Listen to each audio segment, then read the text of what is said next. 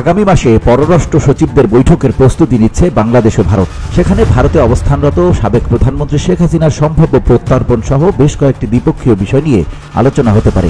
বৃহস্পতিবার পররাষ্ট্র মন্ত্রণালয়ের সাপ্তাহিক সংবাদ সম্মেলনে এ তথ্য জানিয়েছেন জনকূটনীতি বিভাগের মহাপরিচালক তৌফিক হাসান। আসন্ন সংলাপের প্রস্তুতি বিষয়ে এরই মধ্যে একটি আন্তঃমন্ত্রণালয় সভা অনুষ্ঠিত হয়েছে। আগামী ডিসেম্বরের প্রথম দিকে ঢাকায় ফরেন অফিস কনসালটেশন অনুষ্ঠিত হওয়ার কথা রয়েছে। সম্মেলনে তৌফিক বলেন, বিষয়টি শেখ হাসিনাকে প্রত্যর্পণ নিয়ে আলোচনার সুযোগ রয়েছে। জুলাই আগস্ট গণহত্যার সময় গণহত্যায় জড়িত থাকার অভিযোগে পালিয়ে ভারতে থাকা শেখ হাসিনার বিচার চলছে বাংলাদেশের আন্তর্জাতিক অপরাধ ট্রাইব্যুনালে। সরকার তাকে ফিরিয়ে আনার ইচ্ছা প্রকাশ করলেও হাসান বলেন, প্রত্যর্পণ প্রক্রিয়া শুরু করার বিষয়ে পররাষ্ট্র মন্ত্রণালয় এখনও কোনো আনুষ্ঠানিক নির্দেশনা পায়নি। এক প্রশ্নের জবাবে তিনি বলেন, আমরা দিল্লির সঙ্গে কথা বলবো এবং প্রয়োজনীয় নির্দেশ পেলেই বিদ্যমান প্রত্যর্পণ চুক্তি অনুযায়ী আনুষ্ঠানিক প্রক্রিয়া শুরু করব।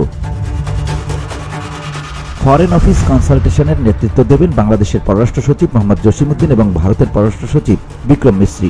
দুই দেশের মধ্যে বিদ্যমান চুক্তি ও সমঝোতা স্মারকের পর্যালোচনা প্রসঙ্গে হাসান বলেন, এগুলো বাংলাদেশের বিভিন্ন মন্ত্রণালয়ের আওতাধীন।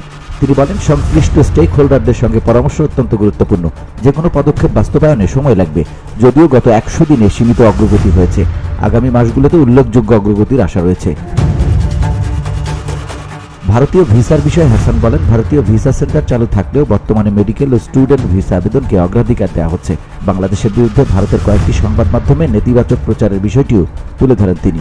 ঢাকা ও করাচির মধ্যে সরাসরি বিমান ভ্রমণের বিষয়ে হাসান বলেন, পাকিস্তান যোগাযোগ পুনরায় চালু করার অনুরোধ জানিয়েছে। তিনি বলেন, বিষয়টি পর্যালোচনাধীন এবং বেসামরিক বিমান পরিবহন মন্ত্রণালয়ে পাঠানো হয়েছে।